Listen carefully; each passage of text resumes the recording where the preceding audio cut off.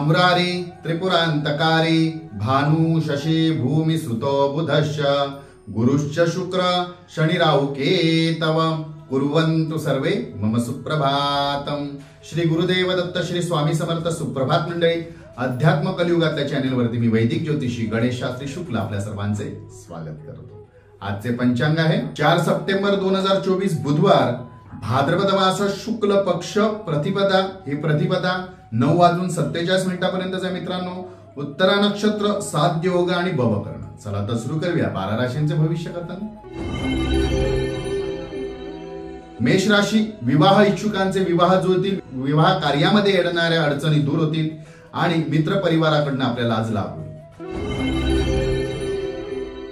वृषभ राशी, कुटुंबातील ज्येष्ठ व्यक्तींचे विचार व सल्ला न ऐकल्यामुळे किंवा त्यांच्या मताप्रमाणे न वागल्यामुळे कदाचित आज मोठे नुकसान होऊ शकते, त्यामुळे त्यांचा सल्ला ऐका, त्यानुसार वागा। मिथुन राशी, येणारे संकट किंवा अडचणी आज नियोजन पद्धतीने आपण जर हाताळला तर आपल्याला दूर करता येतील, त्याच्यावर मात करता येईल। कर्क राशी, कुठल्याही वादातून आज आपले काम पूर्ण होणार नाहीये, त्यामुळे गोड बोलून सुसंवाद साधूनच कामे करण्याचा प्रयत्न करा।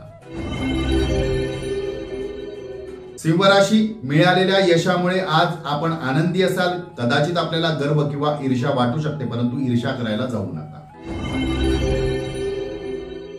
कन्या राशी, एखाद्याला मदत करण्याआधी विचार करून मदत करा, न मागता कोणालाही मदत करायला जाऊ नका, मानहानी होईल।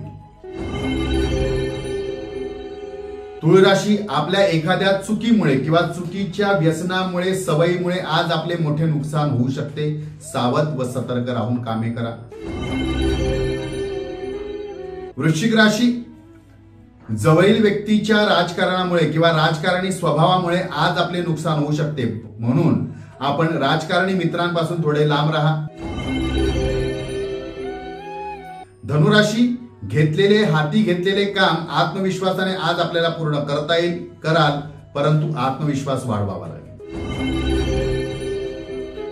मकर राशी, मित्रांच्या सहकार्यामुळे कदाचित आज आपल्या अडचणी दूर होतील, पण प्रत्येक वेळी त्यांचे सहकार्य घेणे आपल्याला महागात सुद्धा पडू शकते। कुंभ राशी, आजचा दिवस तितकासा आपल्याला लाभदायक असणार नाही, परंतु नुकसानदायकही असणार नाहीये, आपण सावध राहून सतर्क राहून काम करा।